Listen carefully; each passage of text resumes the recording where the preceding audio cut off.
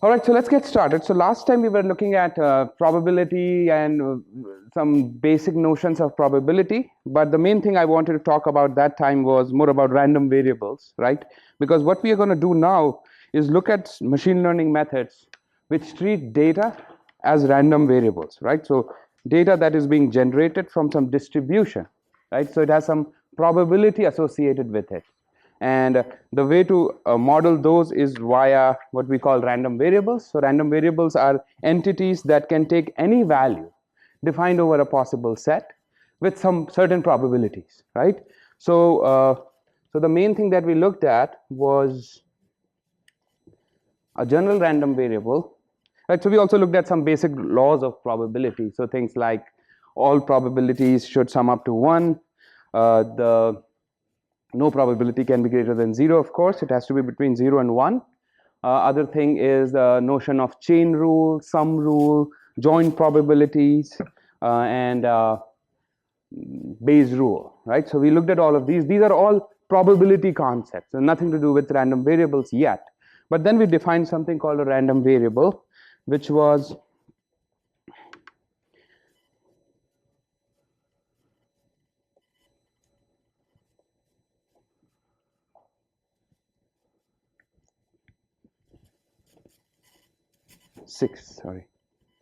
So we said that there is a random variable x which is defined over certain domain of x, right? So x can take some number of values. So if x can take, so we said that x is a certain, small x is the value that x takes. So there is a probability defined for that, right? So this is the core notion of a random variable, that it can take certain values, and for every value, it taking a certain value is an event, and that has a probability with it. If this x is finite, right? So if the size of x is some countable number, then we call that random variable a discrete random variable. And if it is infinite, that means can take any values, then we call it a continuous random variable. So the notion of x to be continuous or x to be discrete, right? And then if it is discrete, then of course it can take certain number of values, so we can define each probability, right? We can say probability of x to be the first value, second value, and so on. So those are what we call the probability mass function, or PMF, of this random variable. And then if it is continuous, then we cannot define all possible values because there are infinite values. So then we define what is called a probability density function. All right. So the idea is that PMF is just a number that will tell you what is the probability of x to be certain value x. That is given by PMF at x. So that is the mass at x, right? And that will be the same as this. However, with PDF, the thing is that PDF of x is the density at that value. So of course you cannot define the probability because all the probabilities need to sum up to 1, and there are infinite values. So it could be, basically it has to be infinite small. But to work with this, we have this PDF of x, which kind of lets us do something like we can define. So you can think of this as probability of x to be between x and x plus some very small number x, right? So that kind of tells you the probability in a region, right? You cannot define the probability at a point. So that is the idea, right? And then we looked at, and the idea behind and we define both of them, or we denote both of them with a small p. So this is, if I don't tell you what x is, if x is a discrete random variable or a continuous random variable, and you see this, then it depends on the context. So if x was a discrete random variable, then this would be actually the PMF, otherwise it will be the PDF, right? Technically, we should also put something here to denote which random variable it is. So in some, you can see that, sorry. So in some papers or some textbooks, you will see that instead of just writing it as P of x, they might write it as P of x, right? Because that tells you that this is the PDF associated with the random variable x at value x, right? Because let's say you have some other random variable, suddenly you need to write it as this. So you can still say py of x because it is value, the PDF for this random variable at value x, because the value x is just some constant number, right? So that's why a lot of times we would have both of these. We would have this to disambiguate between different random variables, but if it is not needed, then I'll not have it. Okay, so don't get confused, but you know, this is how you should do it if you're really being particular about this thing. Okay, any questions so far? So one thing we also saw was that if it is a PMF, then summation of p of x for all values that x can take is 1, and same way here, if it is a PDF, then p of x dx has to be 1 for all value, right? So that is the idea behind these two functions. Okay, then one thing we looked at is what we call the notion of expectation, because we're doing machine learning, right? So we have to compute actual values. We need what is the classification, right? We need if it is 1 or 0 and so on. So we need definite values. We do not want a PDF or a PMF, right? So that is why with every random variable there's a notion of an expected value or expectation. Okay, so expectation of x is essentially an average of what this would be. So for a discrete random variable, it is defined as x times px summation, x belongs to the whole of x, right? And for a categorical random variable or continuous random variable, it's defined as x p of x dx over all. That's the same idea. So you can think of it as a weighted average, right? So we can look at an example. So let's say your random variable is the output of a roll of a dice. Okay, so the output of a roll of dice can take 6 values. So your this x is nothing but 1, 2, 3, 4, 5, 6. Yeah, and let's say your PMF says that probability of each one of them is same. It is 1 by 6, 1 by 6, 1 by 6, 1 by 6, 1 by 6. Right? So in this case, the expectation of x will be, it will be 1, so x is 1, right? So 1 times 1 by 6 plus 2 times 1 by 6 plus 3 times 1 by 6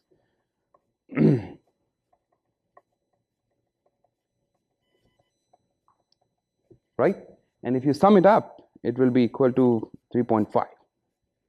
Right? So this is the expected value of a random variable whose PMF is this and who takes 6 possible values, right? Which are 1, 2, 3, 4, 5, 6.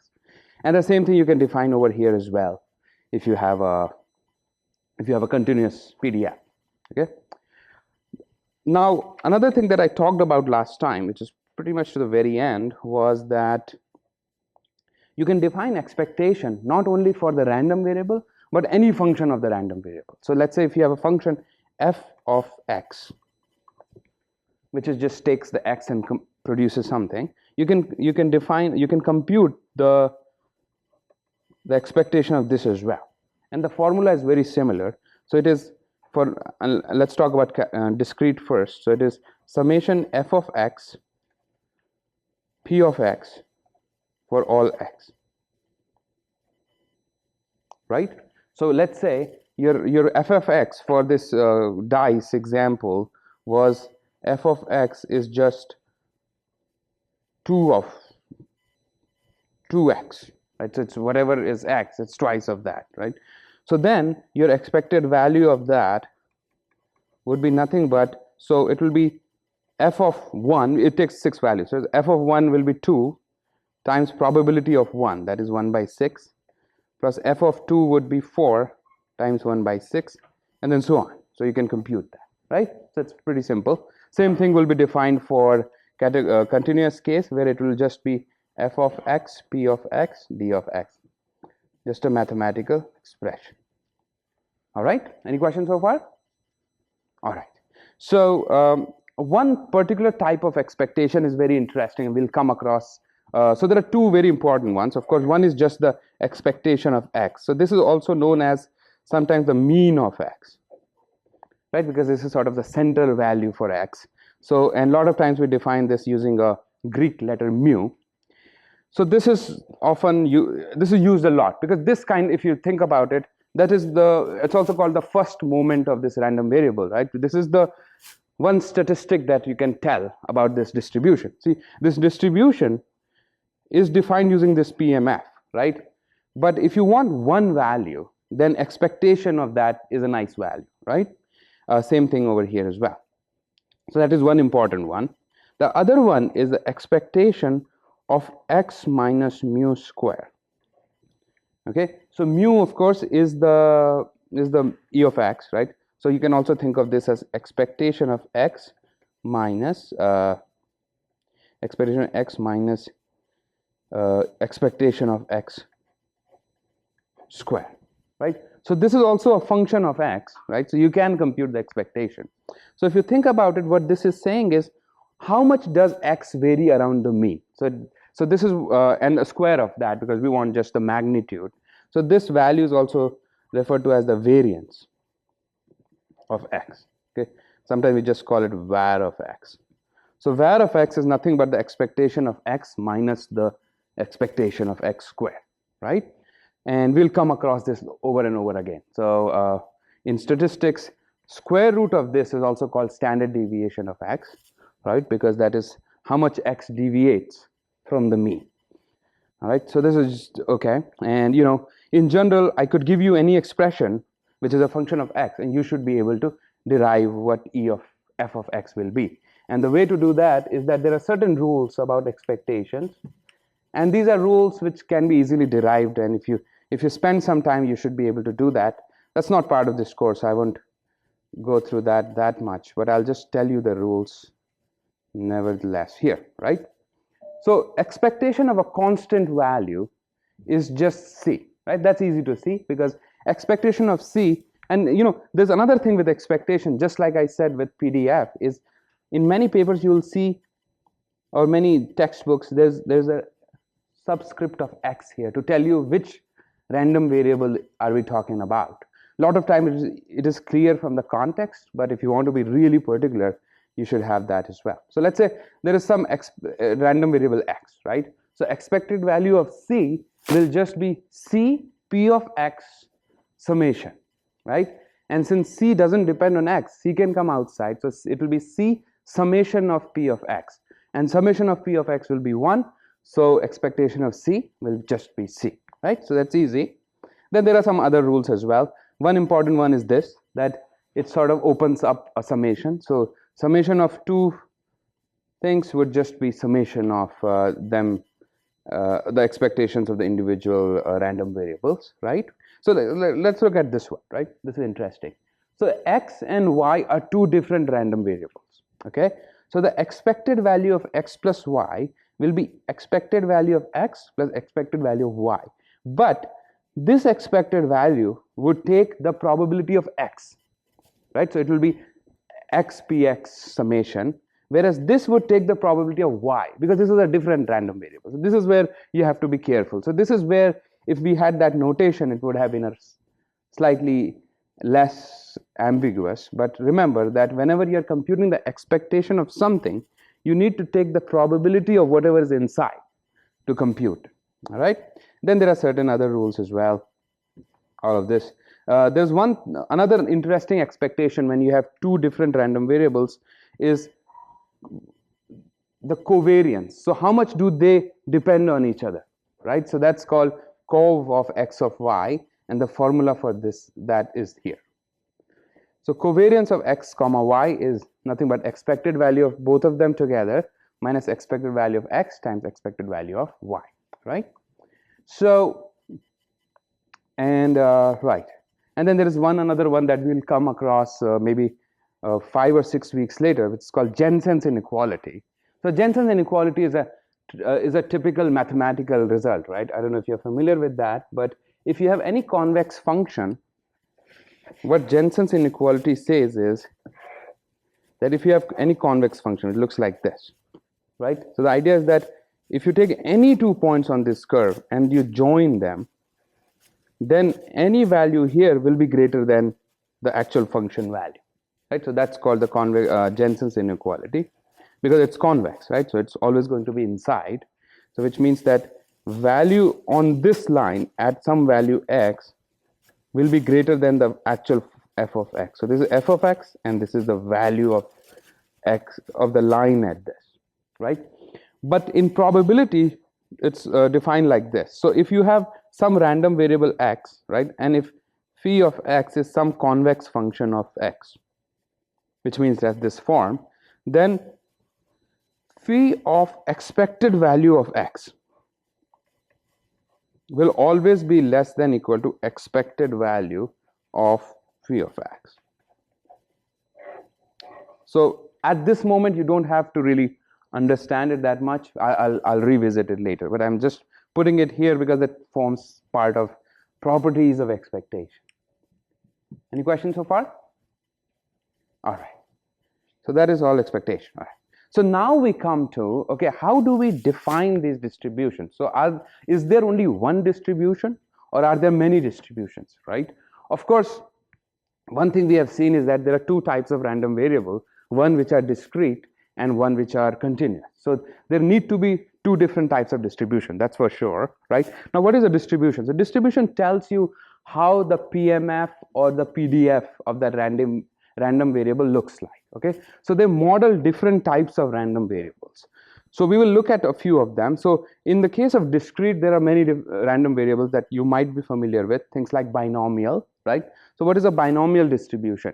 Binomial distribution models a random variable that is about how many heads do you see in n tries, right? You've seen that. Bernoulli is a special case of binomial where you only have one try. So what is the probability of heads or tails when you only have one try? So one thing you can see is that Bernoulli, the random variable that is modeled by Bernoulli distribution, can take two values, 0 or 1, right? But the random variable that you model using a binomial distribution can take n values, because there are n tries. So it can either be 0, well, n plus 1 value. It can either be 0, you see 0 heads, 1, 2, 3, all the way through n. So it is still discrete because it can only take n plus 1 values, but it can take more than one value, right? So that's binomial. Multinomial is an extension of binomial when you have, instead of a coin, you have a dice. So if you have a case-sided dice, then it becomes a multinomial. Multinoli, there has to be a u here, is just an extension of Bernoulli. So what is the probability of observing any face of a dice when you roll it, right? Then you have other discrete distribution like Poisson, which is basically counting how many people come in the class every 10 minutes. So that's another thing. Empirical is where you just observe it. There is no parameter there. So we'll look at all of these separately, right? Then in the continuous side, we have many different random distributions as well. So we have Gaussian that we will look over and over again. That's like we're going to be overloaded with Gaussian.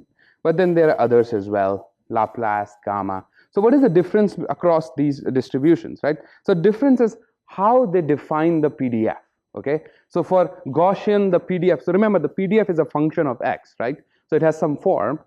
For Gaussian, the form will be different. For Laplace, the form will be different. So that's the difference, right? On the discrete side also, it's the same thing. It is how the PMF is defined, right? So for binomial, it might be different. Poisson, it might be different, and so on. Any questions so far? This is still sort of a review phase, so that's why I'm going a little fast. But now we'll quickly jump into a little bit of more machine learning concepts, right? So let's look at binomial distribution first, because we are going to look at it a little bit more for naive-Bayes classifier. So that's where we look at binomial and Bernoulli. So binomial distribution models a random variable which is same as how many heads you observe in n coin tosses, okay? Every distribution has some parameters. So think of a distribution as a box, right? I used to get a box, I lost it. But think of the distribution as a box that you buy in your distribution store, which is next to your neural network store. So that box has a crank on the side. And every time you turn the crank, it gives you a sample, okay? So that is one important functionality of a distribution, right? So when you code, when you write, let's say in Python if you want to write a distribution class, right? So one of the functions that you need to have is generate sample. So every time you turn the crank, it will give you a sample. So let's say this is a distribution for a 6-sided dice, right? So every time you turn a crank, it will give you 1 through 6. Okay, so that is one property of this. Inside that, every distribution has some parameters associated with it, which define what is the probability of each possibility, right? So for example, maybe inside you might have a vector, or maybe inside you actually have a dice, right? A fair dice. So every time you turn the crank, there is a small person inside, a gnome, who rolls the dice and tells the answer, right? So that dice is the parameter.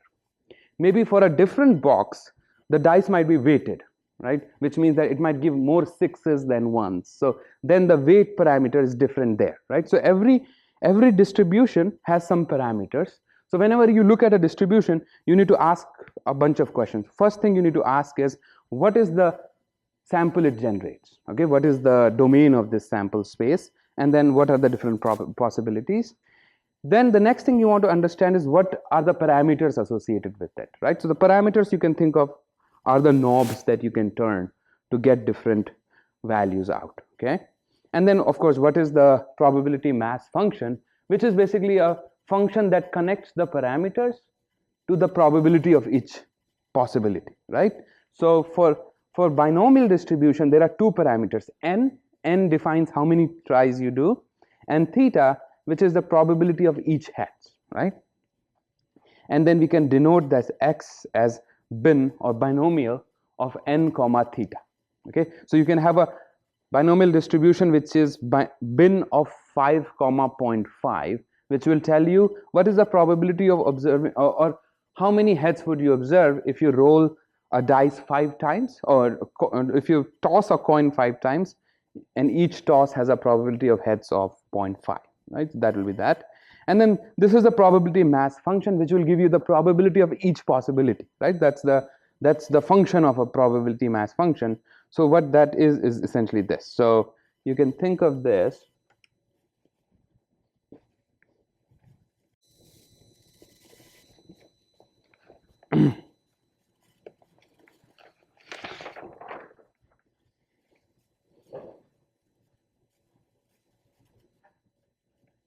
right.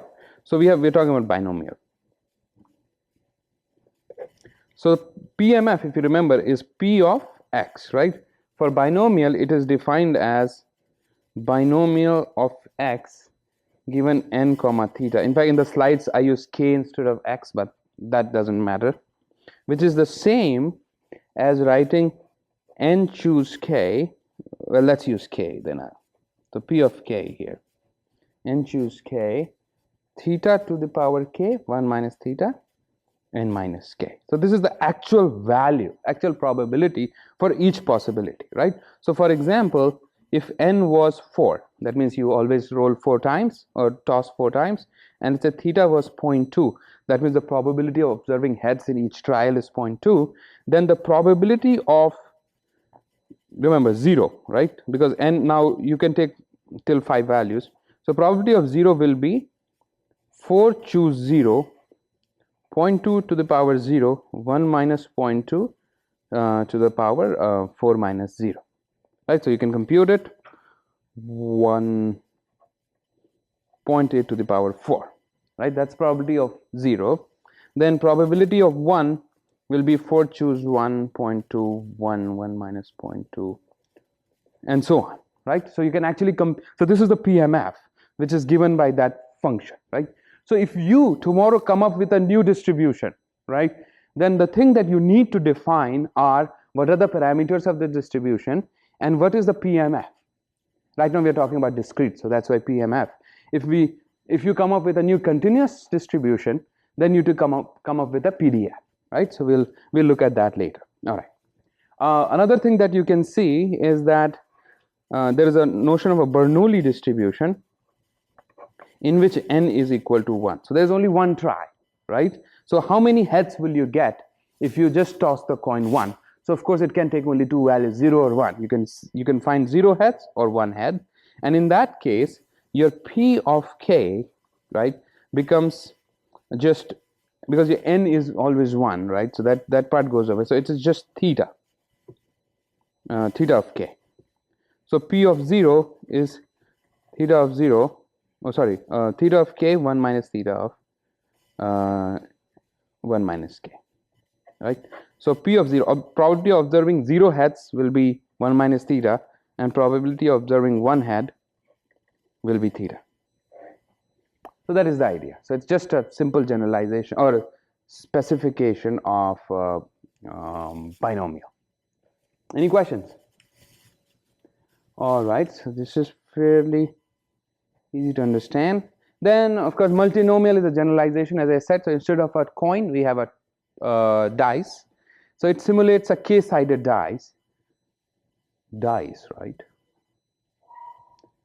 Anyway, so if you think about that one, now your random variable is no longer a single value, it's a vector, right? It's a vector with k fields, so k length vector, and it tells you, okay, how many, so you roll that dice k times and it will tell you how many times did you see 1, how many times did you see 2, and through k, right? So you can think of this as a special form of binomial.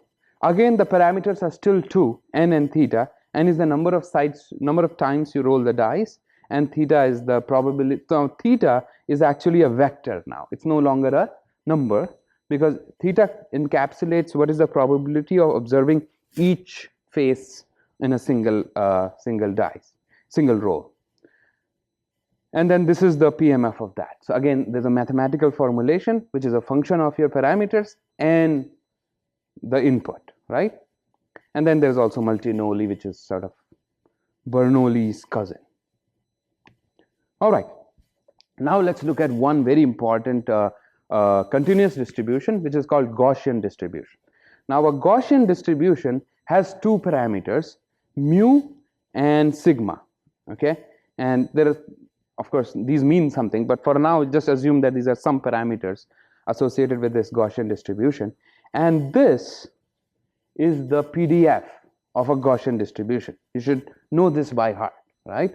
And we for Gaussian distribution, because it is such a special distribution, we have a special symbol called fancy n, right? So whenever you see this fancy n, it means that it is a Gaussian distribution, and this is the PDF at x.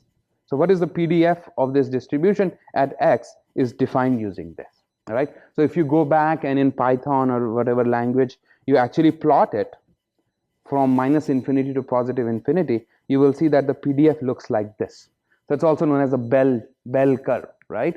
So the reason Gaussian distribution is so popular is that many real life phenomena can be modeled as a Gaussian distribution. If I just note down all of your ages, right, and I just plot a histogram, it will look like a Gaussian distribution, right? And I've done that. If I take everybody's, I used to work in some tax department, so you look at all the tax returns and look at the ages of people who are filing the tax return, simply just plot it, you will see a Gaussian curve. So any real life observation you see, typically you can think of it, as long as they are independent of each other, it would more or less follow a Gaussian curve or a bell curve, which can be modeled like this. All right. There is one special type of Gaussian distribution in which the mean is 0 and the standard deviation is 1, and a lot of times you also call it as a standard distribution or normal distribution. So they are all different names for the same distribution, which is Gaussian distribution. All right. Any questions so far? Okay, very nice. Okay, now the other thing, so these are sort of some typical distributions, and of course I listed a few here, right? So what you will find in any statistics book is that if you pick up like Poisson, so there are two things that it will tell you, three things actually. One is what will it produce? Is it discrete or continuous? Second is what are the parameters associated with it? And the third is what is the PDF or PMF for that, all right? Another thing that it will also tell you is what real life phenomena does it model, right? So as I said, Gaussian distribution is good for modeling just real life observations, any noise or any things like that. Poisson is good if you're sort of counting rate of things, like how many people enter the room and so on. Binomial, of course, rolling a dice, and Bernoulli a coin. And then there are other uses for these as well. In fact, we will talk about these very soon. All right? Any questions so far? Okay, very nice. All right. Now there's another concept with distributions, is that what if we have two random variables? So with one random variable, of course, we have one distribution, right? What if we have two random variables? Both of them have their own distributions. Now you put them together. That's what we call a joint random variable. What will be the distribution for that, right? So, and then we talk about, okay, what is a discrete random variable, continuous random variable, when you have vectors. So now you do not have to only define the probability for one of the random variables, but you have to define the joint probability, or PDF, for a joint observation, right? So we have d random variables, so we need to define what is the PDF at the combination of these d, right? And then there are ways to do that as well. Then one thing we can also define is the covariance. So remember that x is one random variable. Variance of x is just how much does it vary around its expected value. But covariance is, if you take two random variables, how do they sort of interact with each other, right? So you might have come across terms like correlation. Correlation is nothing but a normalized form of covariance. It has to be between -1 and 1. Covariance can be anything, but the idea is the same. It is how much do these two values correlate or co-vary, right? So if I take height of people and age of people, right, you will expect some kind of covariance. But if I take height of people and how much money they make, maybe not, right? Unless it's NBA. But that is the idea. Some things might be more correlated than others, and the way to quantify it is using this covariance of x of y. So if you have d variables, right, d random variables, you can think of them together as one random variable with d attributes, right? So suddenly it becomes a single random variable, and then you can define what is called a covariance matrix, okay, of this x, where each entry tells you what is the covariance between a pair of entries within this x. So of course the diagonal entry will be covariance between x1 and x1, which is nothing but variance of x1. But the off diagonal entries will tell you the covariance between other pairs of random variables within this x. So this is essentially the idea behind covariance matrix. And then I also told you about correlation. A lot of times correlation is used more because correlation gives you sort of a calibrated range, right? So if I tell you the correlation between these two random variables is -1, then you know, okay, yeah, go ahead.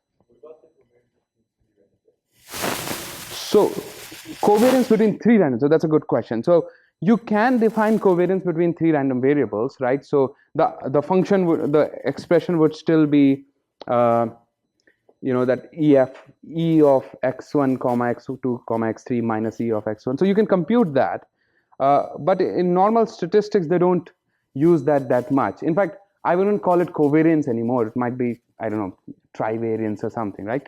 But you could define that, yeah. But I think so far people have been limited to this and then defining a matrix. But that's a good question. There is no reason to just stop at 2. You could go compute the covariance together. All right, then this is the formula for correlation coefficient. As I said, this is just sort of a standardized covariance. The reason this is used more is because it gives you a calibrated value -1 to 1. Because if I tell you covariance between x and y is 3.4, then you don't know if it is good or bad, right? But if I tell you correlation between x and y is 0.9, then you know that it is pretty good because max could be 1, right? So that is, of course, that's sort of the benefit of any standardized range or calibrated range. All right. You can also, these are things that you can compute, right? So you know what is the formula for covariance, as I told you, expected value of xy minus E of x times E of y, and you know all these formulas. So I give you any random variable and I give you the PDFs for those, you can easily compute these values, right? Now somebody could ask, okay, when is the correlation perfect? Like there's perfect correlation, and that is when both of them are, you know, going in the same direction, right? So that happens if one is perfectly dependent on other. So for example, if one is just a linear combination of other, so let's say x is x and y is just 2 times x plus 3, so both are, you know, if you plot them, they'll be in a line, right, which will basically be this line, right? So the correlation between them will be 1, covariance actually will be infinity. All right, there is one generalization that I didn't talk about earlier, which is, we talked about Gaussian distribution, right? So this is the PDF for a Gaussian distribution, but this is a Gaussian distribution which has only one value. We also call it univariate Gaussian. So there is single value there, single variable. But if you have a vector of variables, you can still define a Gaussian distribution. And the PDF for that is this. And it has very similar form as the previous one, except if you see here, instead of this should be 1 by 2, I'm sorry, I don't know why. I'll fix that. But instead of your sigma square, which was your variance, now this is a covariance matrix, right? So this is the determinant of the covariance matrix. Here, instead of multiplying x minus mu and dividing by sigma square, because now sigma has to be replaced by a matrix, it becomes like this. So this is the inverse of the covariance matrix and so on, right? But you can still compute, so the output of this will be a number, or some PDF, some density, right? So you can still compute the density at any point, where each point is actually a multidimensional vector. Okay, any questions so far? So we will look at these a lot. We will look at these actually quite a bit later. All right. So quickly, let's jump to the next one, which is, okay, as I said, right, you can compute the expectation. So you have some random variable. You can do a lot of things with that. What happens if you get a new random variable, which is some transformation of an older random variable? That will happen a lot. So for example, let's say you had some x random variable, and you have a new random variable y, which looks like this, A transpose x. So x is a vector, remember, right? And A is also a vector. So this is actually a vector dot product. So it's a number. So y is actually just a number, right? A scalar number. So then what will be the expectation of y? What will be the variance of y? All of these things you can actually derive, because you know all the formulation, right? There's a very interesting resource which is also on Piazza. It's called the matrix cookbook. So anything that you want to do with matrix calculus, any derivatives, expectations, and so on, you should refer to that. So you should just download this cookbook and you keep it for your reference. Very useful. It doesn't have too many details about why something is there and why not, but it has more derivations and results. So you want to find what is the expectation of this kind of random variable, you can quickly go to the cookbook and get the answer, right? So it is on Piazza, so you can look at it. All right. So I talked about linear transformations. Those are easy to do. What happens if the transformations are not linear? So if I take x and suddenly I make x, I make a new random variable which is 2x cubed plus 3x squared, right? So then computing the expectation of this new random variable becomes a little tricky, and we'll come across that later as well. So for example, let's say x is discrete, right? And then y is defined like this. So y is 1 if x is, so let's say x takes two values, even and odd, and y also takes two values, 1 and 0, but takes 1 when x is even, 0 when x is odd, right? So now suddenly you have to work with this, right? And you can, if you look at the notes, I have derivations for that. But tricky part comes when your random variables are continuous. So if your random variable is continuous, so for example, your random variable was a Gaussian random variable, and suddenly you define another random variable which is, let's say, square of that. So now defining the p of x becomes a little tricky, and if you go through this, this has some details. This is not very important right now, just there for completion. But the idea is that if you have continuous variables, then computing the PDF of a derived or a function of this random variable becomes a little tricky, and then you have to work with the CDF, which is the cumulative distribution, and then work around that. And you can do that for simple distributions. So it also depends on the form, right? See, one of the reasons this distribution is so popular, in fact, this general one, this is very popular in machine learning. The reason is that it is very easy to work with it. It has something in the exponent and something here. You take the log, this comes down, things become very easy, right? That is one of the reasons people use Gaussian distribution a lot, right? But if this changes to something else, then your mathematics becomes more and more complicated. So in that case, doing these kind of things becomes tricky. Then you have some approximate ways to do that. One of them is what we call Monte Carlo approximation, that we will look at maybe later as well. So these are all ways to compute the expectation, because at the end of it you need some expectations, right? You have a random variable, but what you need, right? So if you have a random variable and you go to a congressional committee and they ask you what is the answer, you can't give them the distribution, right? You can't give them the PDF and say choose what you want. You want to give them a number. That's what they can understand. So in that case, you need to compute the expectation, and that's why expectation is so important. And the idea is that sometimes you can compute the expectation, sometimes you cannot, and then you have to come up with some